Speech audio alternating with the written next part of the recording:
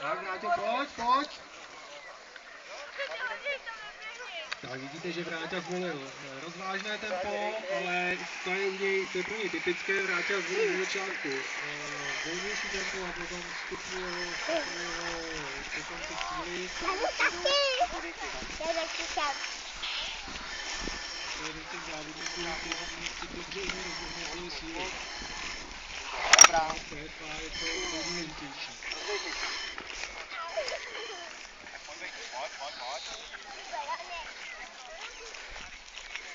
Ideálně je, když závodník dokončí závod v TFA a má takový pocit, že by si to mohl dát ještě jednou. Tak to je podobný případ jako takový závodník Vráťa.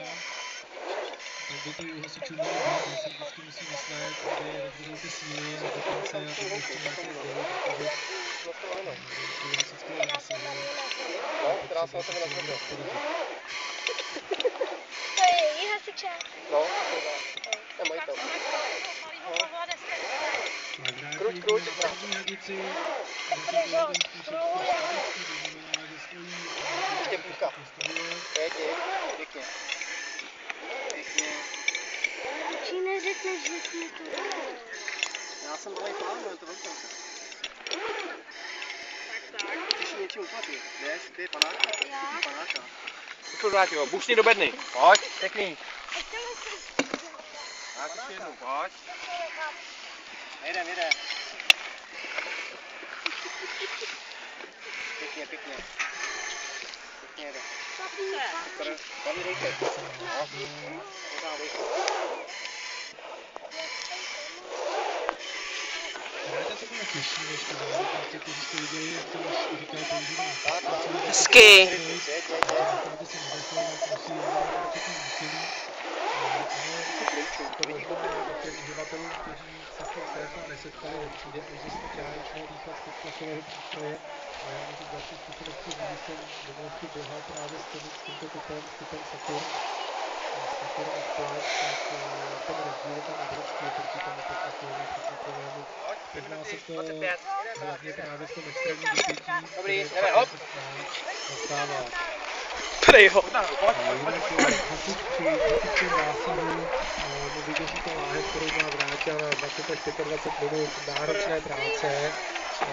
Vráťa tu láhev, kterou má na zádech, tady vydýchá během tohoto závodu, v podstatě celou. Tak jenom abyste si udělali jaký obrázek o náročnosti tohoto závodu vůči třeba těžké práci hasiče v zásahu. Dolů, hop, dolů. Hodí, pusí, tak, super, jdeme, běž. Tak, výškovou překážku má Vráťa za sebou, jde na první chytku. Vráťa osobně zastáncem právě těch náročných podniků TFA, proto podnik v Mrači patří k těm nejnáročnějším, tam připravuje právě Vráťa.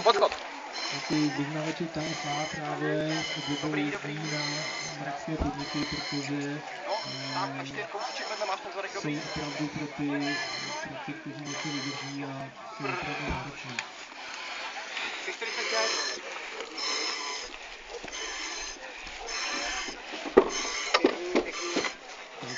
Klasický způsob překonání bariéry, který jsme tady viděli u předchozí.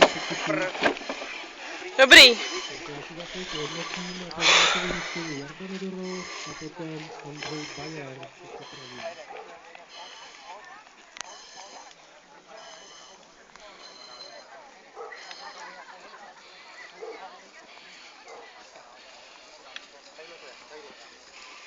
Ještě. Dobrá. Pojďme se na dejku. Nahoru. Ráně pěkný. Super, to je ono. Je tam. Pojď.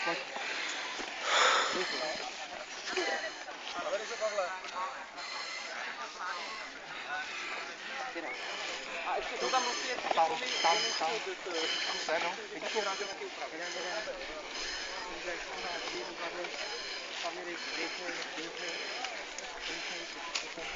Pět minut. Tak. Vyvráť a už točí. Podáky. Podřeme a točí pořádně. Der. To a rovně dozadu. Rovně, pojď. Hlavně dej. Rovně, pořád rovně. Perfektní. Pojď. Perfektní. 2. Pojď. Ještě metr, pojď ještě metr. Pojď, tak, super. Jdeme. Dobrý, jdeme, pojď. Hadici. Tak, pojď. Tak Vráťa už má za sebou figurku a poslední jde do finiše, natažení zavedeného vedení, tak Vráťa to... Pojď. Jdeme, zavěř! Jedu! Pojď, ke mně, pojď, ještě,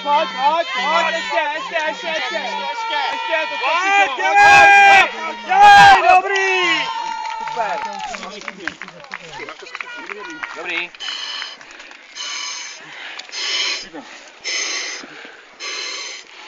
Dáš vodu pro ně potom.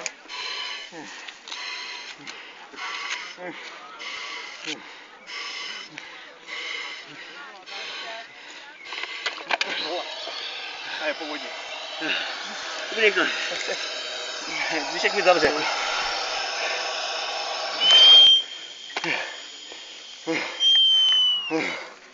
Dobrý.